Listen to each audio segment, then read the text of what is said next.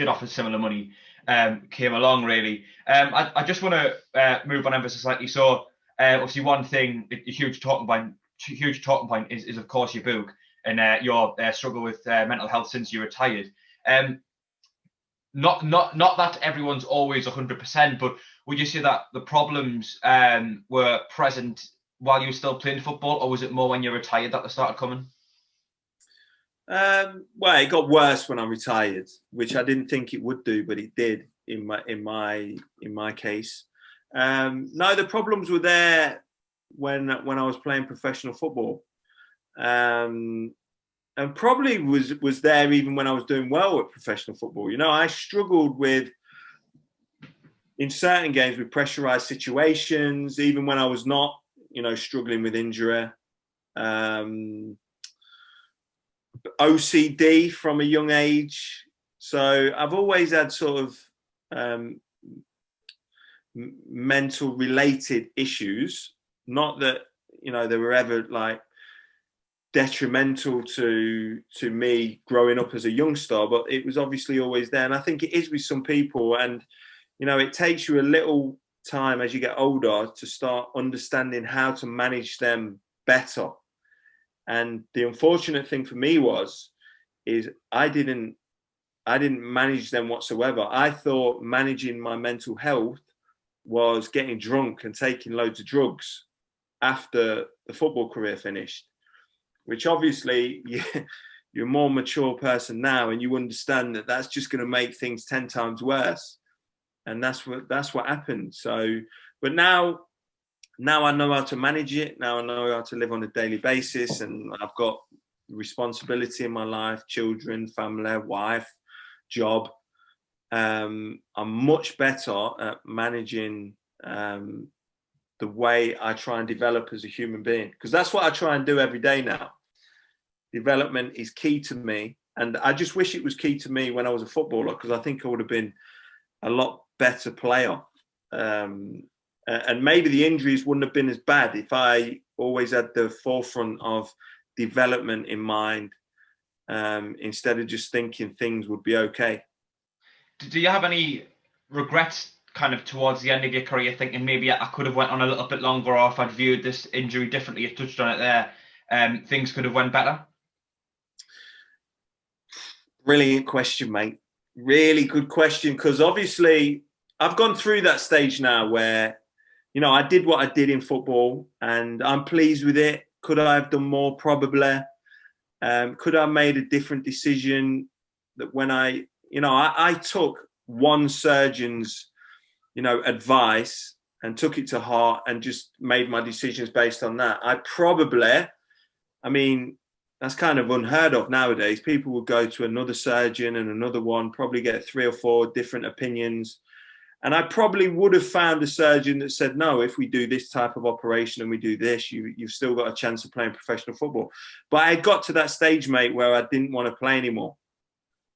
I thought my life needed to go in a different direction. And, you know, some of the terrible stuff that happened after I made that decision, people will look at it and say, well, you clearly made the wrong decision. But if I didn't make those decisions, I wouldn't have the life that I've got now, where I'm really happy. I'm happily married. I've got 4 beautiful, healthy kids. I've got a good business. I still work in football. So, you know, my life would be totally different, but it wouldn't be the life I've got now. So for me, there's no regrets now.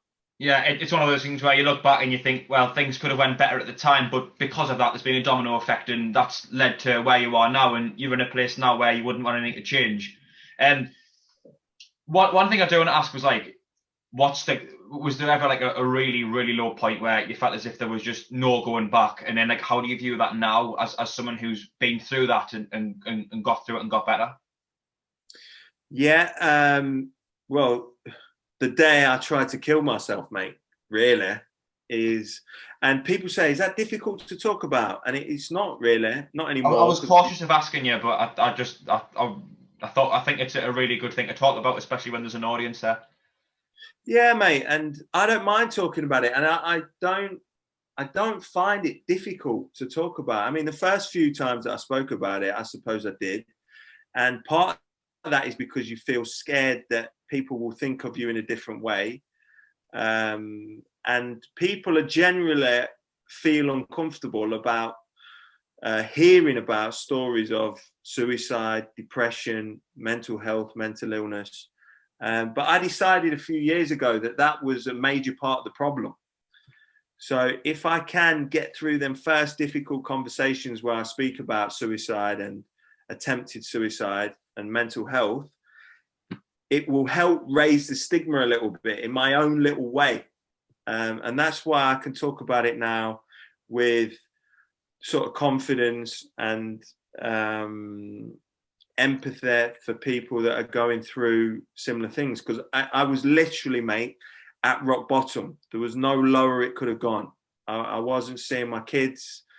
I split up from my previous fiance. I was, a lot of people, remember, mate, I used to play in the Premier League. And within 4 years, I was smoking fag butts off the side of the street. Mate, shocking. I don't even think I've said that on any other podcast. Sort of picking up Dockers off the floor and smoking it. And in town, and people are looking at me like, wasn't that the lad that used to play in the Premier League? Like, getting beat up in nightclubs on a regular basis, waking up in situations with strangers that I didn't know, don't know where my clothes are, cars wrote off. Sort of shocking, mate. It was the worst. And I got to that point where I thought, this can't get any worse. And I physically didn't know how to stop drinking or how to get out of it. So whether I did it consciously or not, one day I decided to take all the pills that I had in my house. So I don't know how many was there, 50, 60, don't know. Washed it down with two litres of whiskey, and then went and laid on my granddad's grave that's quite close to my house. Left all my personal belongings at home, wallet, phone, keys. So it's clear that I was in a place where I got to a point where I wasn't bothered about living anymore.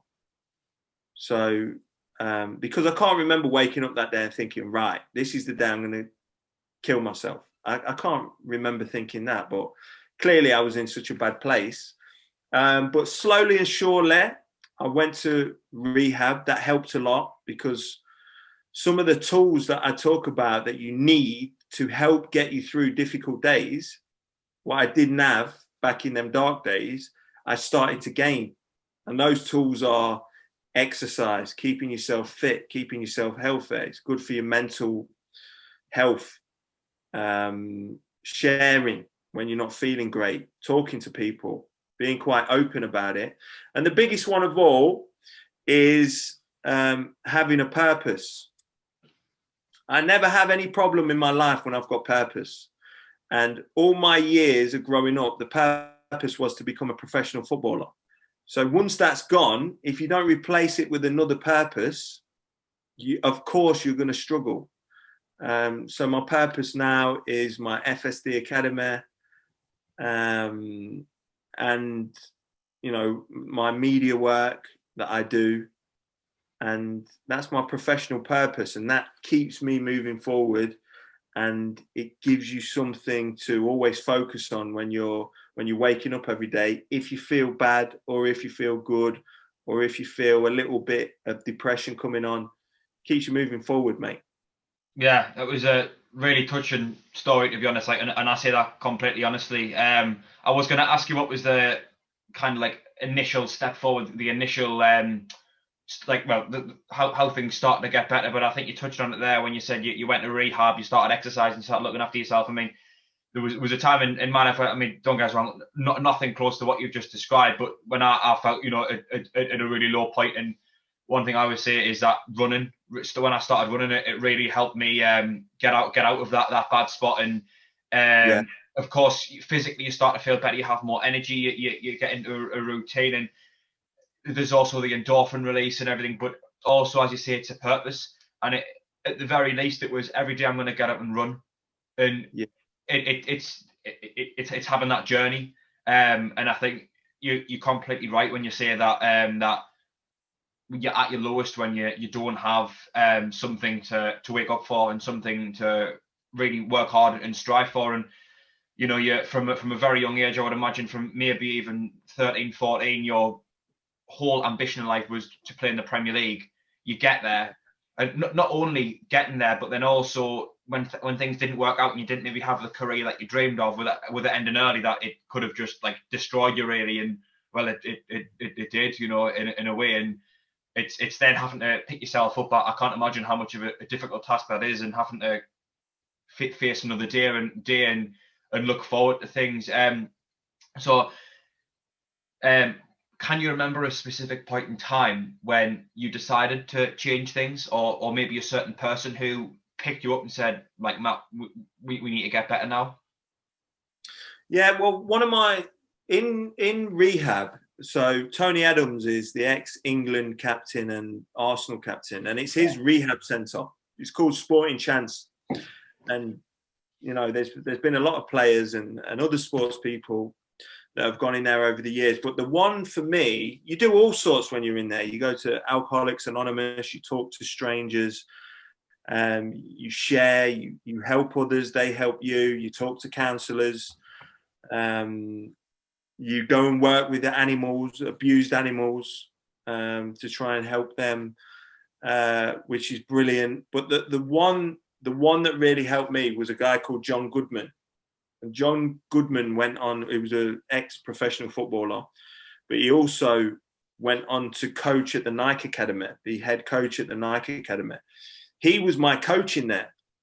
And I used to buzz to go and get coached by John, and he was just doing fun games like football, golf, bit of shooting, keepy uppies. But when we were doing them sessions, I was looking at John thinking, wow, like football's over, so that dream's done, playing it professionally. But John has made me fall in love with football again. Because when I quit Sunderland, I didn't kick a ball for 3 years, didn't go to any matches, didn't do anything to do with football. And when I was getting coached by John in that rehab place, I was thinking, yo, I want to be like John. And I've told him that story recently, and he can't believe it, because all he did was a few fun games with me. But he made me fall in love with football again. So I thought, I want to, spend the rest of my days professionally, where I'm introducing this game of football to youngsters and others. And that's what gave me my purpose back, mate. Yeah, your purpose was at one point to make it as a professional footballer, and then it now became, well, this game that's gave me so much, I want to give it to someone else and inspire them, that type of thing. Yeah, exactly, mate. Exactly that. So, at what age, if you can remember, did you start your academy? I started the academy quite recently, but I've had the idea, and I was sort of building towards it for a long time. So my first business which was started not long after I came out of rehab, was called Football and Sports. And that's where I'd go coaching in schools, doing football birthday parties. And I built that up quite well. I had 3 or 4 guys working for me. And then the natural step after that was to turn it into a BTEC academy that sort of continued the same principles to older age players, so 16 to 19-year-olds, and helping them go to further education, give them an opportunity and trials in professional sport, and give them a life skills program that will help them and give them tools I've been speaking about in my life. So as they get older in life, they've already got them tools, so they don't have to get to rock bottom before they try and find them. Yeah, I was going to ask you that, like, is that something that you try to replicate, in that, like, the struggles that you've had, you want to make sure that no one else goes through that, and you don't just want to make people good footballers, but you also want to make them like healthy and sustainable human beings? Yeah, that's exactly it, mate. Good people. They're all inner city lads. So I grew up on the inner city of Leicester, some tough neighbourhoods, a lot of single parent families. The boys that come to us come from. We've got about 55 boys now. and we represent 31 different nationalities. So it's like a really busy kind of place in the heart of Leicester that represents lots of different cultures and religions. But we are united through one thing, and that's football. And most of them, when they come to us, are not got a real great academic background, didn't really try hard at school. But when they leave us, we try and make sure they've become a better human being, more academically developed, and better footballers. So, and that's what's given me huge purpose now, mate, because when you feel like you're affecting some young boys onto better things, that's it gives me more than football ever did, to be honest. Yeah, the purpose thing's massive. I mean, one player that always comes to mind to me is Gary Speed, who, as much as he is a Newcastle fan, obviously you put you put football aside for it, you know. And Alan Shearer told a story on another podcast once where he, I think Alan Shearer was one of the first people to find out, and he told the story. He says that you miss that feeling of walking out at 5-3 on a Saturday and getting that electric, I don't even want to say noise, because that doesn't do it justice at times. And you get that feeling, that adrenaline, but it's what you live for. And then I guess you had it even harder really with you saying what happened to you. But then even if you just go being like a dad who does the school run, it can. You're not having that same emotional like release all the time, but then it's then made even harder when you see yourself. When did you say that you weren't allowed to see your kids at that time? Yeah, I mean, it was, and that when people hear that, that's what's the hardest to explain, because people think, well, you've got your kids, you've got your. That's what my initial thinking was when you said that. Yeah. Yeah, you've got your kids, you've got your family, but obviously when you've got a loss like a playing career, or you're going through a difficult time, in my experience, they're not the kind of things that can pull you through, and it's because you feel you've got to such a low, you feel actually the world and your kids and the people close to you will be better off in life if you weren't about. So that sometimes, even though it sounds terrible, sometimes it's not family and love of family or kids or mum and dad or brothers and sisters. That's not what can pull people through. What pulls you through is having that purpose that makes you have that feeling, the electric feeling you just spoke about, that can be found in other areas of life.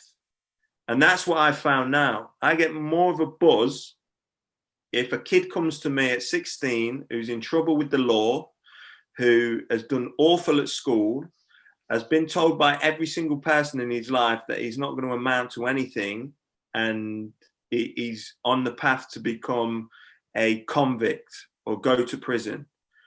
3 years later, that kid is playing semi-professional football, goes to Loughborough University, one of the best sports universities in the world, yeah, and he has a part-time job at FSD Academy now with me because he's impressed me that much. I gave him a job.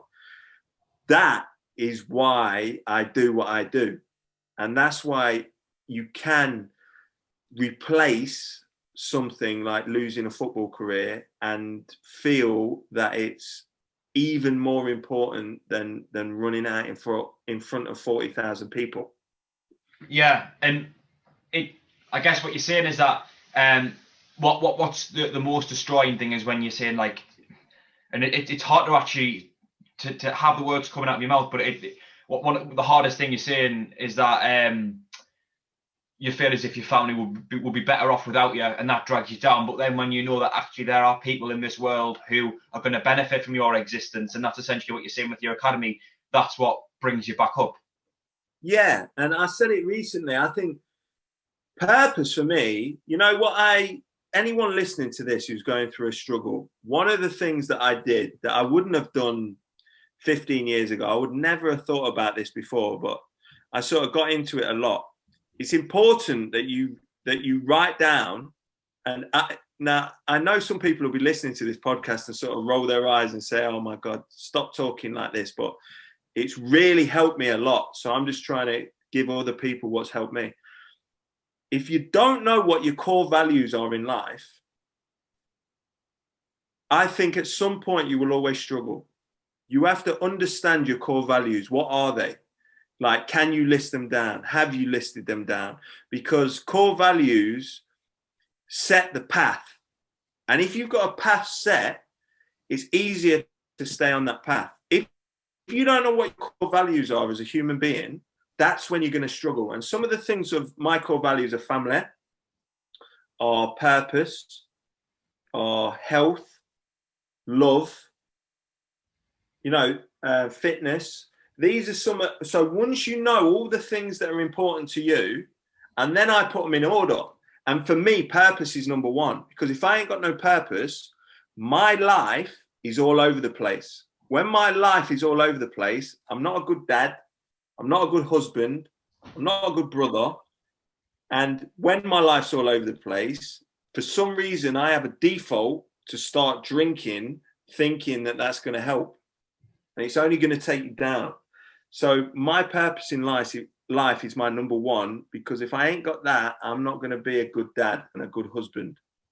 Yeah, I mean, one thing that really has helped me like recently is keeping like almost like a journal and just writing down what it is that's in your head at the time.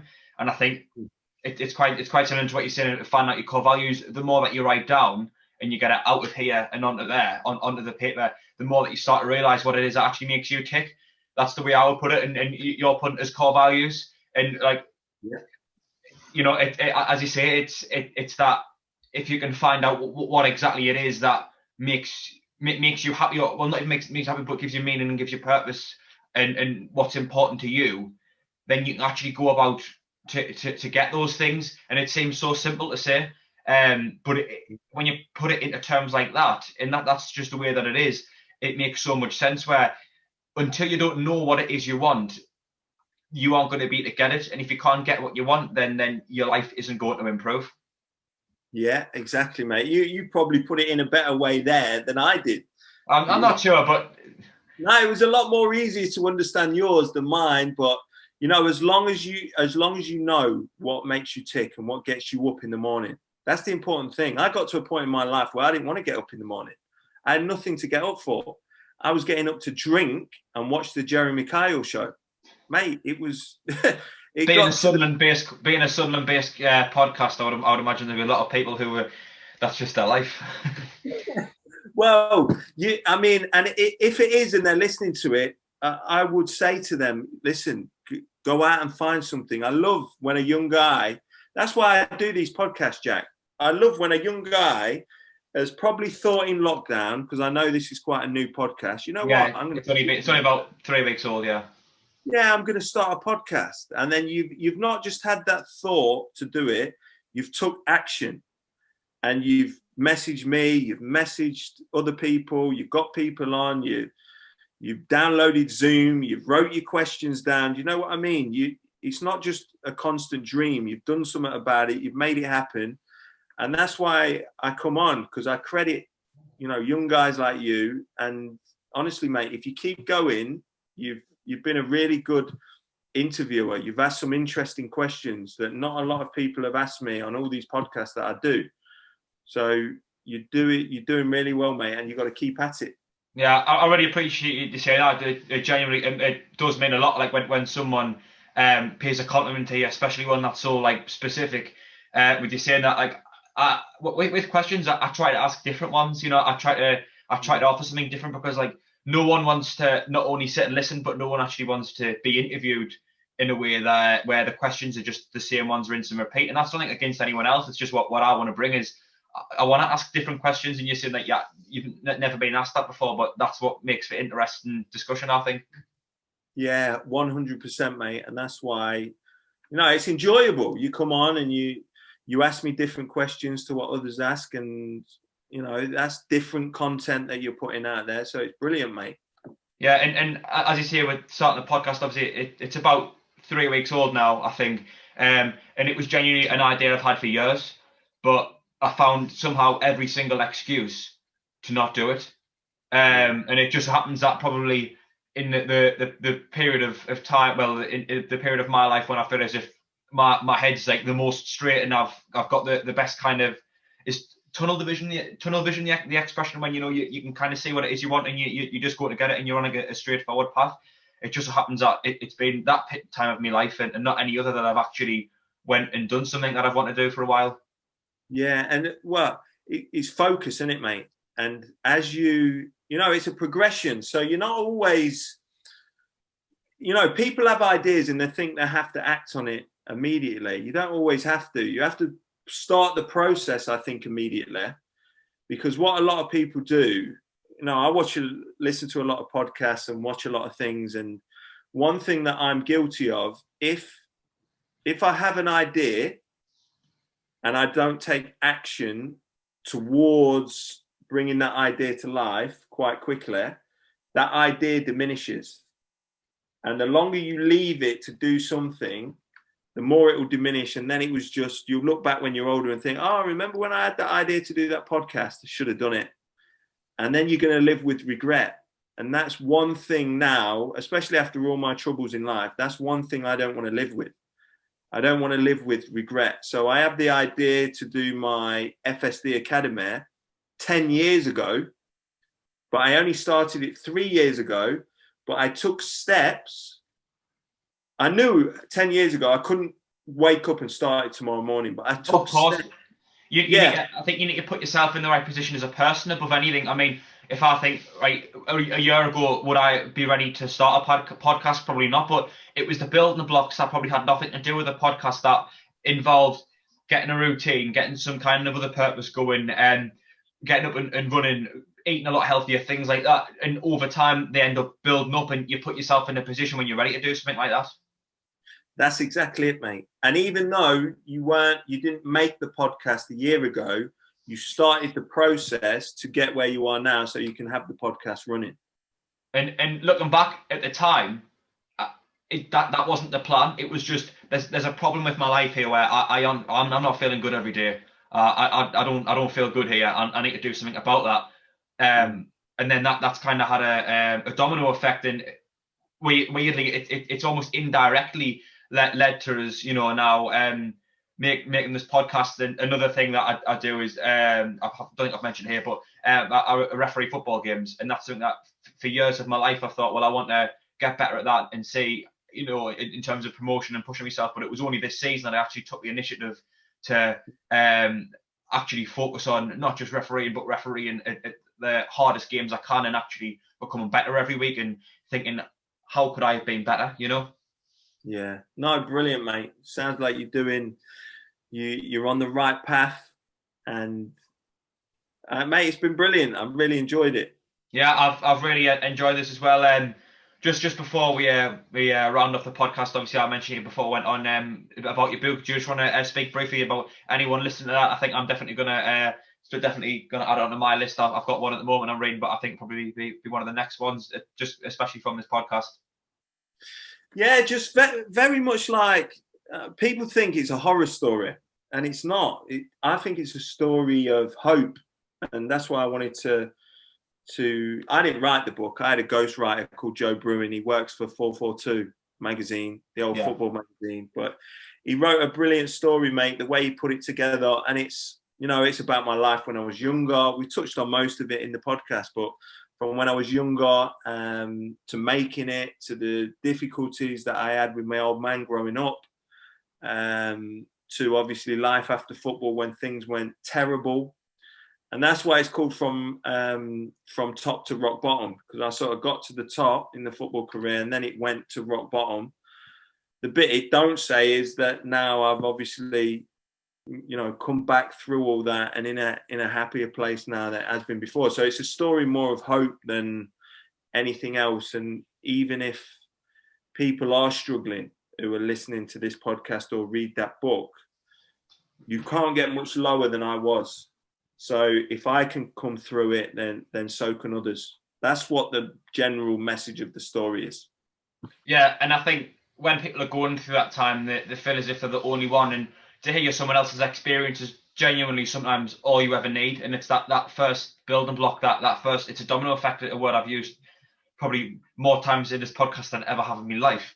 But I think especially when it's someone who, you know, you're a person who a lot of people look up to. They'll go, he's got a life, you know, with your history as a professional footballer, playing for Sunderland and Leicester, two clubs with big passionate fan bases, where just as an example, where people probably look at you in a way and go, well, if he can feel that way, then I've got no shame in feeling that way. Yeah, I think so, mate. I hope so. And I mean, what people can feel, because people have told me this before, people can feel if they're in a really terrible spot, they might think, yeah, but they might listen to my story or hear my story and think, nah, he's not in as bad a place as I'm in. I think everyone thinks like that. Everyone thinks like there's no one in the world who feels as low as this. I don't care what the situation is, but yeah.